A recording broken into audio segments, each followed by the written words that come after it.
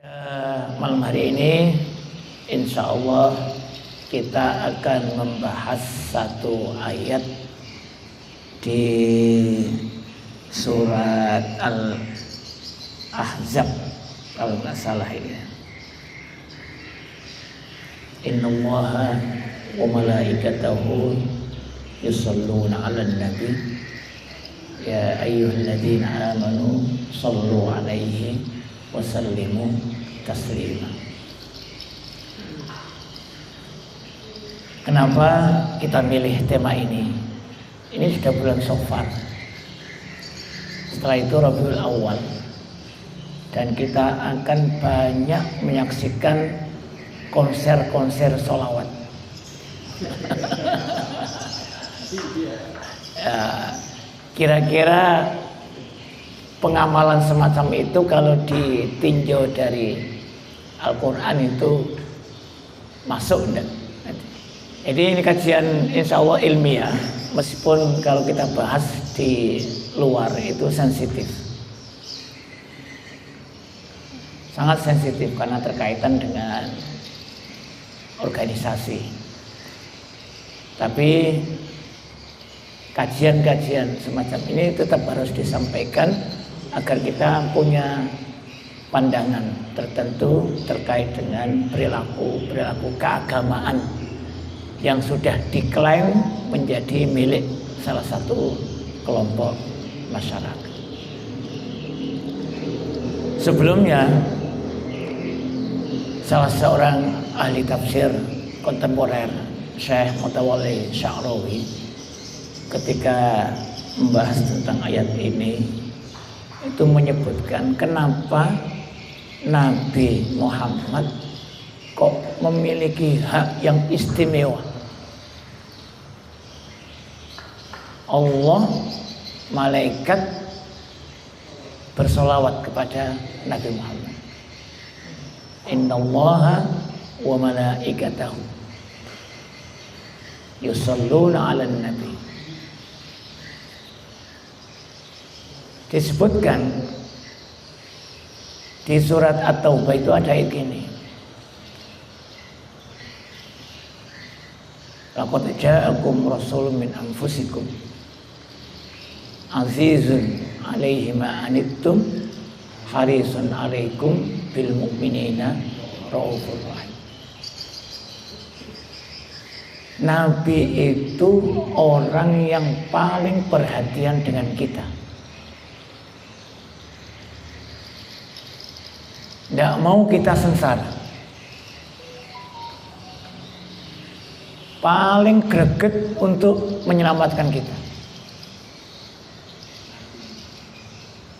Sehingga sampai-sampai Nabi itu seakan-akan membebani dirinya sendiri dengan beban yang berat.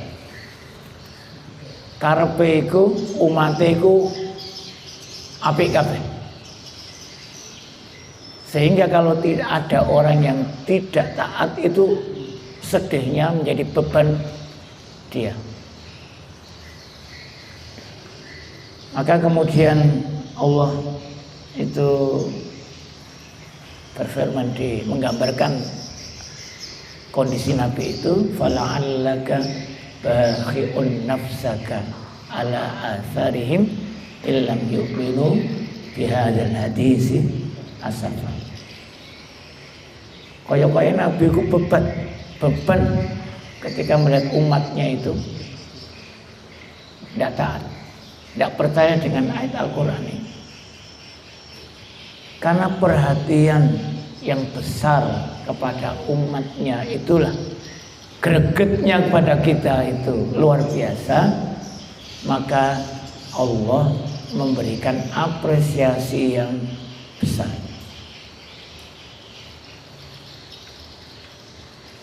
Innallaha wa malaikatahu yusholluna 'alan nabi.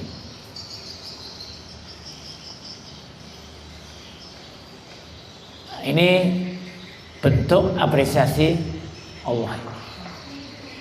Sekarang kita bahas tentang kalimat yusolluna, yusolli, solawat atau sholat.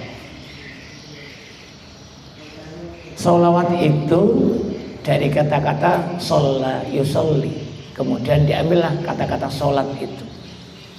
Dalam bahasa artinya berdoa. Dalam bahasa sholat itu artinya berdoa. Tetapi doa itu ada yang didoakan, ada yang didoakan, ada yang tempat untuk berdoa. Nah, kalau kita berdoa berarti berdoa kepada Allah. Kalau mendoakan orang tua berarti orang tua menjadi objeknya. Subjeknya kita, yang tempat untuk berdoa itu Allah. Nah, kalau kemudian Allah yusolli, Allah berdoa, siapa yang dimintai doa? Nah, maka dari sini kemudian setiap kalimat itu punya makna sesuai dengan yang melakukan. Berarti sholawatnya Allah berbeda dengan sholawatnya malaikat, dan sholawatnya malaikat berbeda dengan sholawat kita. Jadi setiap kata punya makna sesuai dengan pelaku dari kalimat itu. Nah, bagaimana bentuk sholawatnya Allah pada Nabi? Adalah dalam bentuk memberikan keistimewaan pada Nabi. Pertama mengampuni, kedua memberikan rahmat, ketiga memberikan kedudukan yang tidak dimiliki oleh para nabi. Nanti dibaca surat Al-Fatihah. Liyaghfira lakallahu ma taqaddama min dzambika wa ma ta'akhkhar.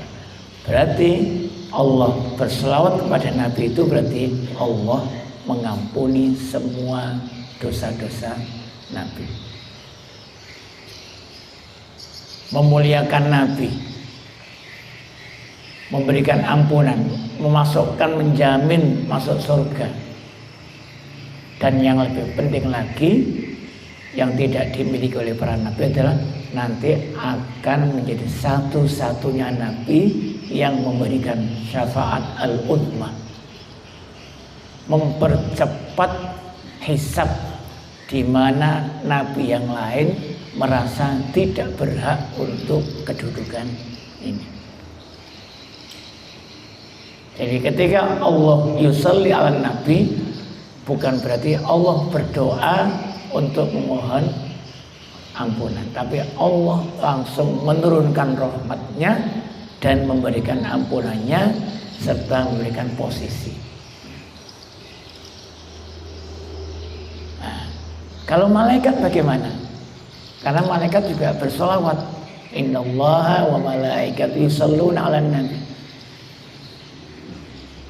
Maka para ahli tafsir kemudian mengartikan bahwa ketika malaikat bersolawat kepada Nabi, artinya malaikat berdoa kepada Allah, memohon supaya Allah mengampuni semua dosa-dosa Nabi.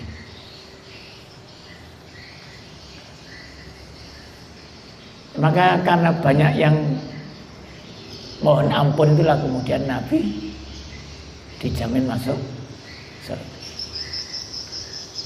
Dan itu atas apa? Atas doanya Allah memberikan rahmat, itu atas doanya malaikat dan atas doanya kita. Karena kita juga diperintahkan, ya ayyuhalladzina amanu shallu alaihi wasallimu taslima. Maka ketika kita bersolawat kepada Nabi, itu artinya kita berdoa kepada Allah, ya Allah turunkanlah rahmat kepada Nabi dan ampuni semua dosa-dosa. Nah, maka nanti dalam bahasa Indonesia perlu diatur itu. Mari kita bersolawat kepada Nabi. Tidak cukup dengan itu, tapi harus ada ungkapan selawat kita apa? Allahumma sholli ala Muhammad. Maka tadi Mutawalli Sya'rawi tadi tidak boleh kita mengatakan nahnu nusolli ala nabi, nusolli wa nusallim ala nabi, tidak boleh. Bagaimana selawat kita? Ya Allahumma sholli ala Muhammad. Atau bagaimana mudah-mudahan rahmat Allah, sholawat dari Allah, salam dari Allah diberikan pada Rasulullah Sallallahu Alaihi Wasallam. Jadi banyak tata cara yang kemudian perlu kita perbaiki.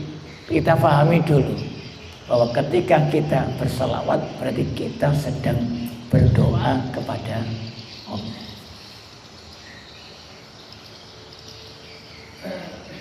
Jadi ketika kita berselawat itu kita sedang berdoa kepada Allah, dan doa itu adalah ibadah.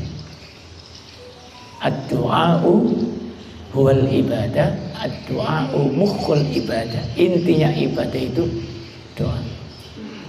Maka sholat itu disebut dengan sholat karena di dalamnya ada unsur zikir dan unsur doa. Nah, kemudian kita bawa, lah kalau sholawat itu berdoa, kira-kira masuk enggak kalau doa kita itu kemudian diiringi dengan genjrengan? Nah, sekarang lebih sangat lagi ada konser sholawat seperti dangdutan lah, kiainya atau habibnya kemudian joget-joget di atas panggung mandu agar lebih syahdu, flashnya dinyalakan. Kira-kira berdoa dengan cara ini itu masuk dalam kategori ibadah tidak? Jangan-jangan ketika kita bersolawat dengan cara semacam itu seperti yang disindir oleh Allah di dalam suratnya, wa ma kana sholatuhum 'indal baiti illa muka'an wa tasdiyah. Ibadahnya dan sholatnya orang kafir Quraisy itu tidak ubahnya seperti siulan dan tepukan ketika mereka beribadah di sekitar Masjidil Haram. Nah, ini bukan siulan. Jadi lebih sangat lagi. Kalau kemudian ini kita timbang, kita ukur dengan ayat-ayat di surat Al-A'raf ayat 55, Al-A'raf 205, maka sama sekali sholawat dan doa semacam itu menyalahi tata cara dan etika berdoa. Coba kita lihat di surat 55. Ud'u rabbakum tadarruan wa khufyah innahu la yuhibbul mu'tadin. Jadi etika berdoa itu adalah tadarru dan khufyah.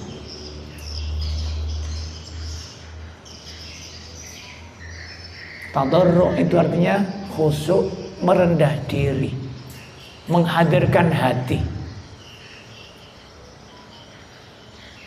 Dan tidak bisa ibadah dicampur dengan urusan duniawi dan permainan, tidak bisa.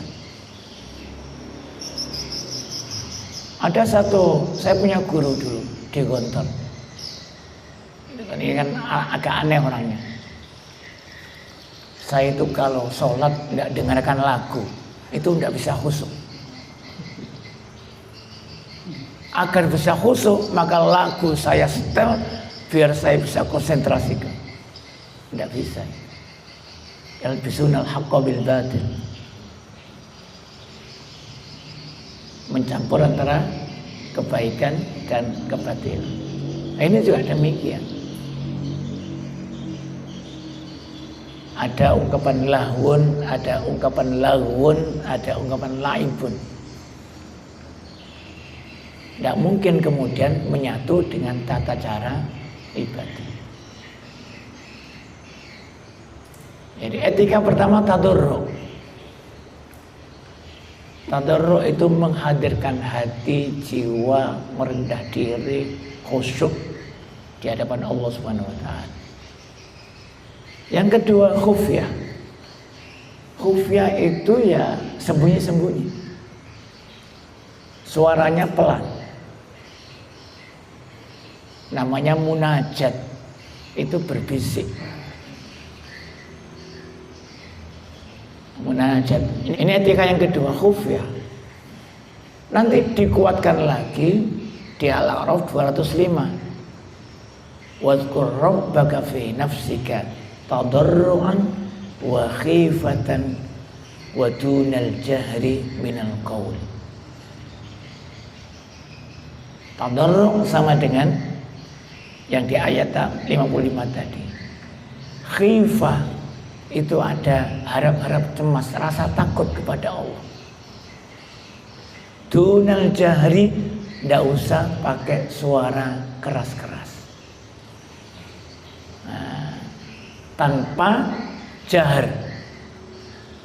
Itu sama dengan khufyah tadi. Artinya etika, kalau kemudian etika doa kita abaikan, maka tidak mungkin tata cara yang semacam itu dianggap sebagai salah satu bentuk ibadah. Yang kalau kemudian orang Muhammadiyah itu tidak ikut, seakan-akan tidak cinta Nabi.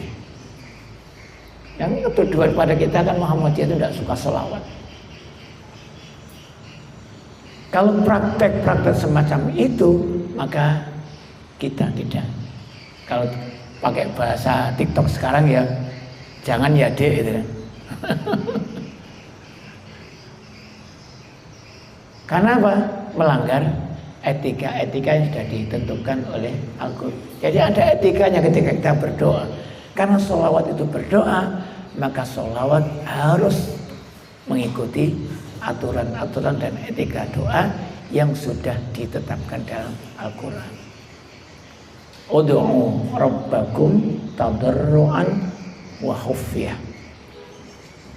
Wadhkur rabbaka fi nafsika tadarruan wa khifatan wa dunal jahri minal qaul. Karena apa? Karena Allah tidak suka orang-orang yang melampaui batas. Innahu la yuhibbul mu'tadin. Maka yang tata cara doanya tidak sesuai dengan ini, kemudian berkreasi sendiri, maka sudah melampaui batasan-batasan agama. Ini baru di sini. Etika selanjutnya itu di surat Al-Baqarah yang sering kita bahas di puasa. Wa idza sa'alaka 'ibadi 'anni fa inni qarib ujibu da'watad da'i idza da'an. Syaratnya dua, falyastajibu li wal yu'minu bi. Kalau doa itu ingin dikabulkan, ikuti aturan saya. Ini Allah. Istajibu li. Ikuti aturannya. Maka jangan-jangan kondisi negara kita yang semacam ini itu karena doa-doa kita tidak pernah dikabulkan karena melanggar aturan. Oh, ini harus apa? Harus kita evaluasi. Ini masalah sensitif karena menyinggung masalah klaim seseorang terhadap perilaku keagamaan kita. Tidak tahu nanti kalau YouTube-nya didengarkan orang ya tidak apa-apa ya. Sebagai pembelajaran harus dikaji secara ilmiah, dan kita kajian kita ilmiah, tidak terkait dengan salah satu organisasi. Karena semua tata cara ibadah kita harus dikembalikan kepada Al-Quran dan As-Sunnah. Ini baru dari sisi metode. tata cara berdoa.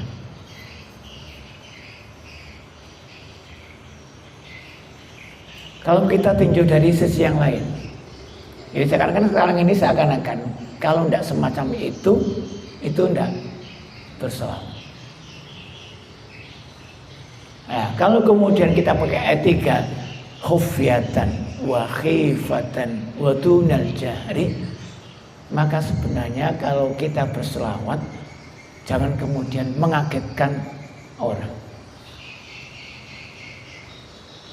Nah, kan kemudian ketika disebutkan Nabi Muhammad SAW kan biasanya jamaah itu Allah saling malaikat senyadat dia kaget ya. Kan guyonanya semacam itu. Maka Nabi mengatakan innaka la tad'ul asamma walal abkam. Kamu itu tidak sedang berdoa kepada zat yang bisu dan tuli.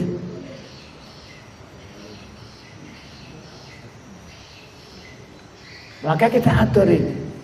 Tata cara doa kita, tata cara ibadah kita, itu juga perlu kita atur. Nah, bagaimana lafadznya? Ini kemudian kita timbang sekarang. Satu-satunya lafadz yang diajarkan Nabi, hadisnya sahih dan hanya satu-satunya lafadz sholawat itu sholawat Ibrahimiyah yang kita kenal dengan sholawat Ibrahimiyah. Allahumma salli ala Muhammad wa ala ali Muhammad kama shallaita ala Ibrahim wa ala ali Ibrahim innaka Hamidum Majid. Allahumma barik ala Muhammad wa ala ali Muhammad kama barakta ala Ibrahim wa ala ali Ibrahim innaka Hamidum Majid. Artinya apa? Kita berdoa ketika kita mengatakan Allahumma sholli ala Muhammad itu ya Allah turunkanlah rahmat kepada Nabi Muhammad dan ampunilah kesalahan dan dosa-dosa Nabi Muhammad. Nah, kalau kemudian berdoa diiringi dengan selingan-selingan semacam itu tidak mungkin karena kita talbisunal haqqa bil batil.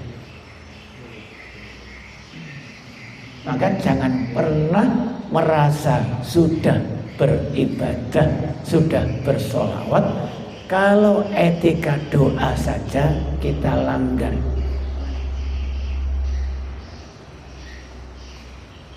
Nah, ini yang kemudian perlu kita evaluasi dalam tata cara ibadah kita. Nah, sekarang lafadznya.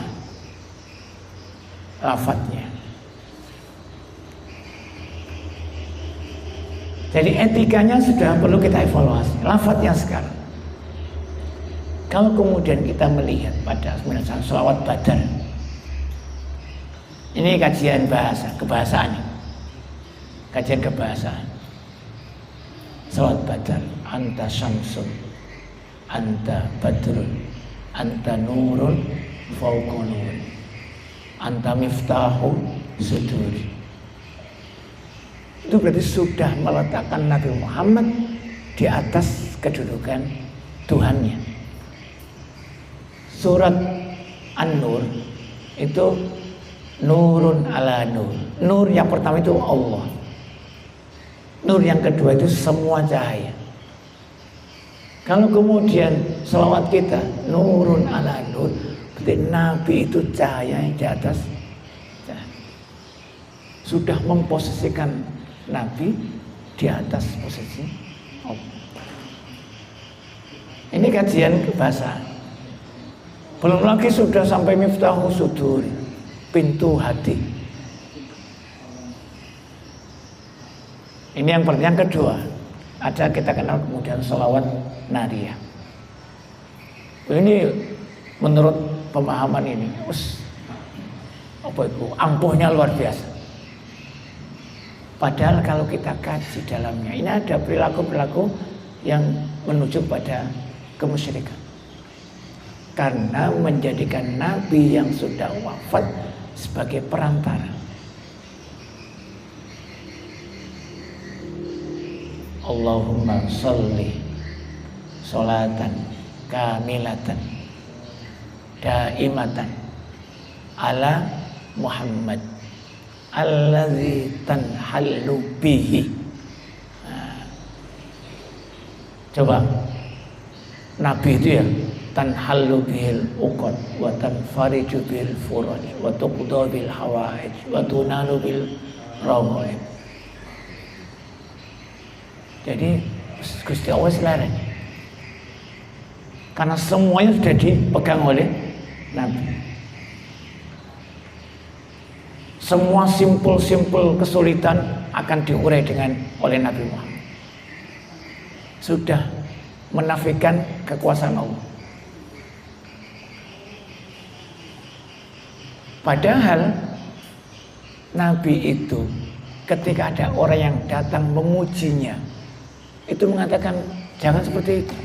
Jadi ada kisahnya seorang yang datang pada Nabi kemudian mengatakan, ya sayyidana wa ya ibna sayyidina, ya khairana wa ya ibna khairina.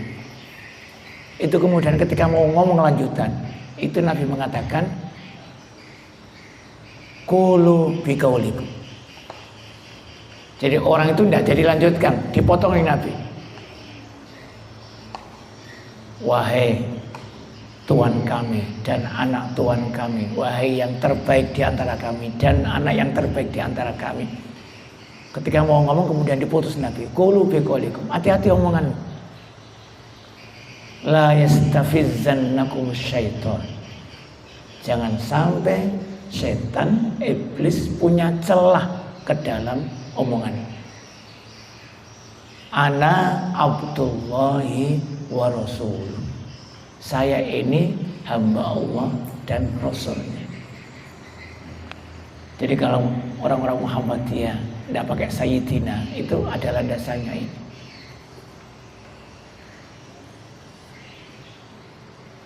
Lanjutannya hadisnya, la tatruni kama atratin nasara Isa bin Maryam. Isa bin Maryam. Jangan memuji saya dengan pujian yang tinggi seperti orang Nasrani memuji dan memposisikan Nabi Isa sampai menganggapnya sebagai Tuhan. Dalam hadis yang lain, la tarfa'uni fauqa ma rafa'ani Allah. Jangan angkat kedudukan saya di atas derajat yang sudah ditentukan oleh Allah. Apa derajatnya? Abdullah wa Rasul. Nah kalau kemudian selawat kita semacam itu, berarti sudah di luar yang sudah diperingatkan oleh Rasul.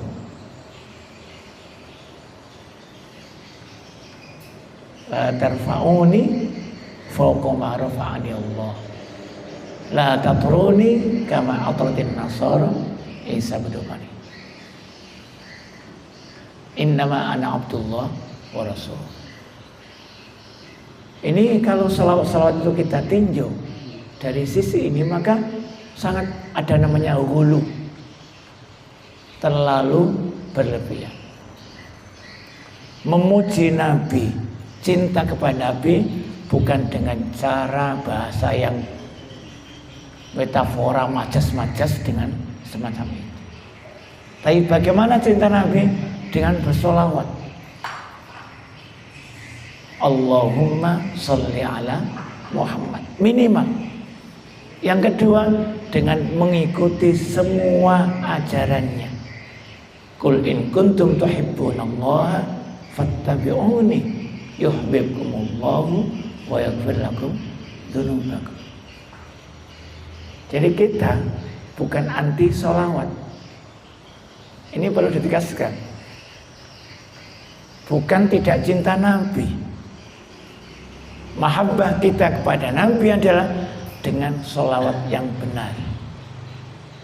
Dan salah satu sholawat yang diajarkan Nabi, satu-satunya lafaz yang marfu muttasil pada Nabi adalah sholawat Ibrahimiyah yang kita baca setiap sholat. Nah, sekarang setiap ulama, setiap kiai ingin punya ciri khas dalam sholawatnya, maka menciptakan sholawat-sholawat baru. Ada sholawat Tibil Qulub, ada sholawat Habibul Mahbub, ada sholawat macam-macam lagi. Ada yang baik dari Nabi,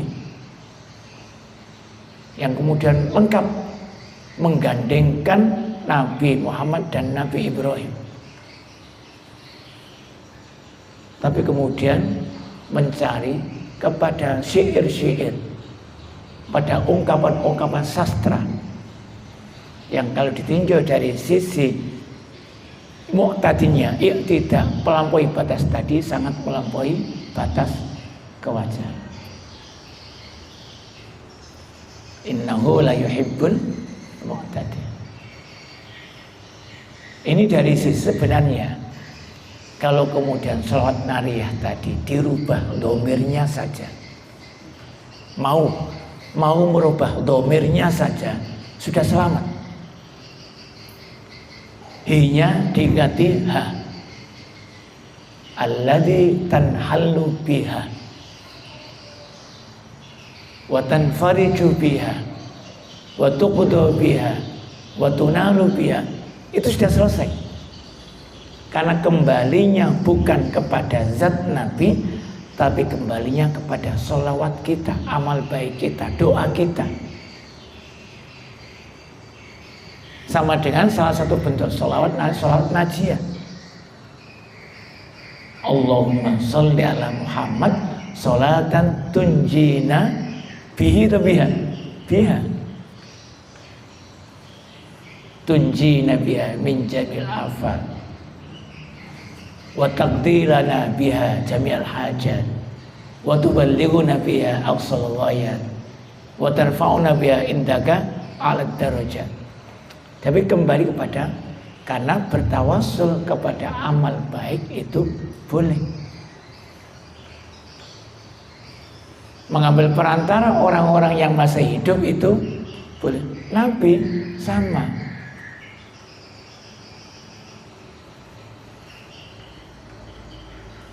Wa ma kana Muhammadun illa rasul qad khalat min qabli rusul innaka mayyitun wa innahum mayit. Kamu mati sama dengan mereka. Orang meninggal tidak punya, cuma Allah memberikan keistimewaan. Allah lah yang kemudian mengapresiasi. Ketika kita berdoa kepada Allah, Allah mengapresiasi. Maka hadisnya gini, man shalla alayya asyran wahidatan. Hadis sahih. Man shalla alayya sholatan wahidatan. Barang siapa yang bersolawat kepadaku sekali, bukan Nabi yang membalas, sallallahu alaihi asyran, maka Allah akan membalas, mengapresiasi dengan 10 kali kebaikan. Hadisnya gitu, bukan Nabi. Karena apa kok demikian? Karena kita menghargai Nabi. Jerih payahnya Nabi yang menyebabkan kita seperti ini. Maka ketika kita menghargai Nabi dan berdoa kepada Allah, kita man lam yaskurin nas lam yaskurin lah. Yang tidak berterima kasih kepada manusia tidak mungkin akan berterima kasih kepada Allah. Logika semacam hubungan timbal balik itu yang kemudian perlu dihubungkan antara satu ayat dengan ayat yang lain, satu dalil dengan, tidak bisa. Dalil itu berdiri sendiri tidak bisa. Nah, jadi maka salawat yang kita kenal itu harus kita timbang dengan dalil yang benar. Oleh karena itu, jangan merasa sudah bersolawat hanya dengan ringtone HP-nya selawatnya Haddad Alwi atau Sulis dan lain sebagainya. Karena etikanya mungkin tidak sesuai dengan etika Al-Quran. Maka saya sering mengatakan dengan teman-teman ketika ada yang namanya, kalau Ramadan itu banyak sekali keluar artis-artis kemudian lagu religi. Tidak ada dalam istilah komus kita lagu religi, itu tidak ada. Lagu ya lagu, religi ya religi. Ini tidak berbicara soal musiknya, tidak berbicara tentang hukum musiknya. Itu biarlah jadi perbedaan dan perdebatan fikih kita. Tetapi yang kita masalahkan adalah berdoa kemudian diiringi sholawat, kemudian seakan-akan konser. Lebih meriah lampunya daripada. Ada yang protes. Nah, Mars Muhammadiyah kan pakai musik.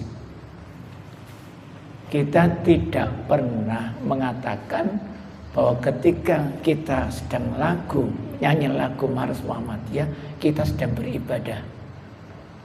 Tidak pernah menyatakan bahwa Mars Muhammadiyah itu adalah lagu religi, ibadah, tidak. Tapi ketika kita berselawat dengan semacam itu, seakan-akan itu adalah diklaim sebagai ibadah. Kalau tidak semacam itu berarti kita tidak ibadah. Nah, ini yang kemudian perlu kita dudukkan bersama. Bahwa ketika kita mengkaji satu dalil harus dikaji secara komprehensif dan satu dengan yang lain. Nah, maka tetap man shalla alayya asyran awahidatan, barang siapa yang bersolat pada saya sekali, maka Allah akan mengapresiasi. Bukan Nabi yang mengapresiasi, tapi Allah yang mengapresiasi. Sallallahu alaihi wasallam. Nah, bagaimana bentuk apresiasinya? Ada satu ayat, huwallazi yusalli alaikum wa malaikatuhu. Jadi ternyata Allah juga berselawat pada kita.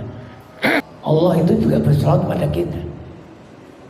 Huwallazi yusalli alaikum wa malaikatuhu. Malaikat juga selawat pada kita. Bagaimana bentuk selawatnya? Yang menurunkan rahmatnya kepada kita. Malaikat juga memintakan ampun pada Allah pada kita. Karena hadisnya benar. Kalau orang-orang kumpul semacam ini, mempelajari ilmu agama, membaca Al-Quran, itu kan hatal haitanu fil bahri, sampai ikan-ikan yang ada di lautan itu beristighfar bagi thalibul ilm, bagi orang-orang yang menuntut ilmu. Kalau ada orang semacam ini, kita ini malaikat sedang ikutin. Hafathul malaikat wa ghasyiyatuhumur rahmah. Jadi memang ada malaikat yusalli alaina, itu ada. Kalau sudah rahmat turun pada kita, malaikat meringankan beban dosa kita dengan istighfarnya pada Allah, maka terbukti liyukhrijakum minadh-dhulumati ilan nur. Ayatnya semacam itu. Huwallazi yusalli alaikum wa malaikatuhu liyukhrijakum minadh-dhulumati ilan nur. Kalau kita ini ringan beban dosanya, melaksanakan kebaikan itu mudah, ringan. Itulah bentuk sholawat Allah kepada kita, mempermudah mengamalkan ibadah-ibadah yang lain. Sudah ada. Mudah-mudahan kita lanjutkan pada pertemuan yang akan datang. Jadi intinya, kita bukan berarti tidak bersolawat, tapi selawat kita ada etikanya. Karena selawat itu doa. Selawat itu ada etikanya. Tadarru, khufyah, khifah dunal jahri innahu la yuhibbul mu'tadin, kemudian falyastajibu li wal yu'min. Ada 7 etika dalam berdoa minimal semacam itu. Yang terakhir, nah, ini juga untuk kita semuanya, yang para ini kan khotib-khotib semua ini. Kita sering di khutbah kedua itu khotib Jumat membaca ayat ini, innallaha, tapi kok setelah wasallimu taslima kok baca Allahumma gfir. Padahal khotibnya menyuruh sholawat telah, memberikan selamat telah, tapi kok mariku kok Allahumma gfir. Nah, harusnya kan Allahumma barik, Allahumma sholli ala. Jadi Allahumma sholli ala Muhammad dulu baru Allah. Karena kita menyuruh para jamaah ya ayyuhalladzina amanu shollu alaihi wasallimu taslima, bareng nyuruh sholawat kok istighfar. Nah, kan tidak masuk. Maka jangan sampai khotib-khotib kita ditertawakan orang karena ini. Yang kedua, kalau kita sholat di masjid yang adanya 2, antara 2 khutbah itu sholawat atau istighfar? Sholawat, Allahumma sholli ala Muhammad, Allahumma sholli ala Sayyidina Muhammad, Allahumma sholli ala Sayyidina wa maulana Muhammad. Padahal khotibnya nyuruh apa? Aku qouli hadza fa astaghfiru li wa lakum fastaghfiru innahu wal ghafurur. Kok Bilal sholawat? Padahal khotibnya nyuruh istighfar. Ini kan perlu kita benahi. Jadi kadang-kadang khotib ya nyuruh tapi tidak melakukan. Tapi khotibnya nyuruh, jamaahnya juga tidak melakukan. Padahal fastaghfiru innahu wal ghafurur. Tapi Bilal malah mimpin sholawat. Padahal antara khutbah 1 khutbah 2 itu adalah waktu yang mustajab untuk, maka khotib-khotib ojo cepet-cepet ngadep, beri kesempatan jamaah dan khotib untuk memperbanyak doa di antara 2 khutbah itu. Maka kajian-kajian semacam ini sebenarnya sensitif ya kalau kaji di luar, tapi ini kan pembekalan kita untuk ilmu kita semuanya. Subhanallahumma rabbana hamdika asyhadu an la ilaha illa anta astaghfiruka wa atubu ilaik. Wassallallahu ala Muhammadin wa ala alihi wasallam. Akhir da'wana alhamdulillahirabbil alamin. Wassalamualaikum warahmatullahi wabarakatuh.